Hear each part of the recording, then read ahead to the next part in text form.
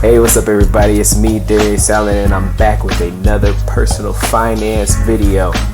Today, we're going to get into it, and a lot of people probably will not agree, and that's okay. I go against the grain, and that's how I'm able to keep money in my pocket, okay? Today, we are covering auto loans. Yes, that's right, people. Car financing. So let's go into number one. Eats away at cash flow. The average monthly payment is around $400 to about $600. $600 on the high end for new cars, and on the low end, $400 for used cars. When we had a car payment, our car payment was around $300. So if we invested, instead of using that car payment, if we invested $530 a month, or $600, okay, so it's the new car payment, right? So the initial investment of $530, we took that car payment and we invested it over a time of, say, 6 years at an interest rate of 10%, okay, compounded annually. What do we get? Well, the total invested would be $38,000. That's about the price of a car, right? Brand new, when you get it off the lot, right? 10%, our total gross would be $50,000. Our total net profit would be almost $12,000.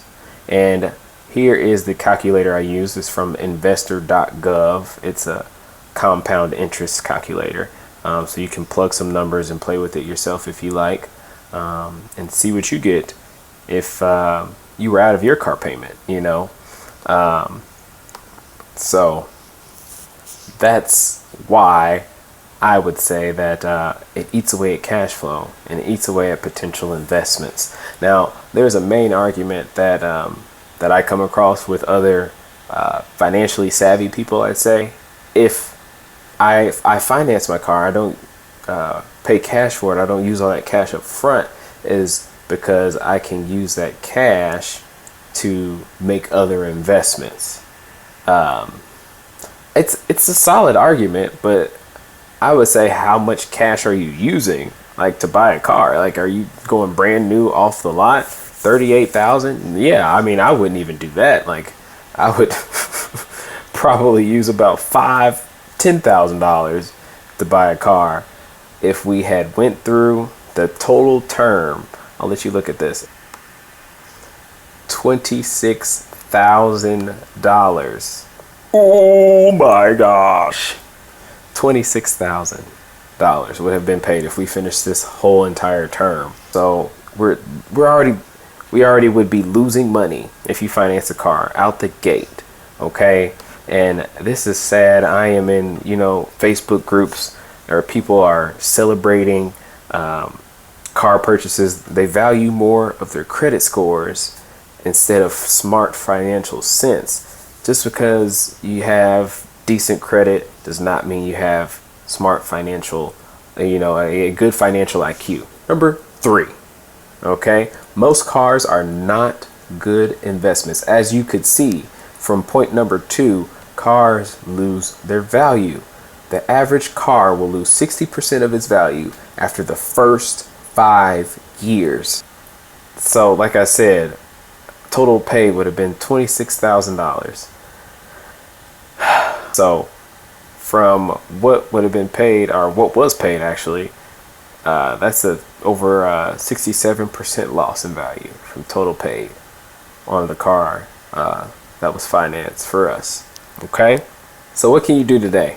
If you're in that boat, if you have a finance vehicle right now, you can, if you have other debts, or if that's your only debt, just start throwing as much money as you can to get out of that vehicle. Now, sometimes it is probably a good idea, depending on your financial situation, if you are underwater, like, overall, to maybe just get rid of the car altogether and then go buy a little buggy and drive around in that, because ain't nothing wrong with that.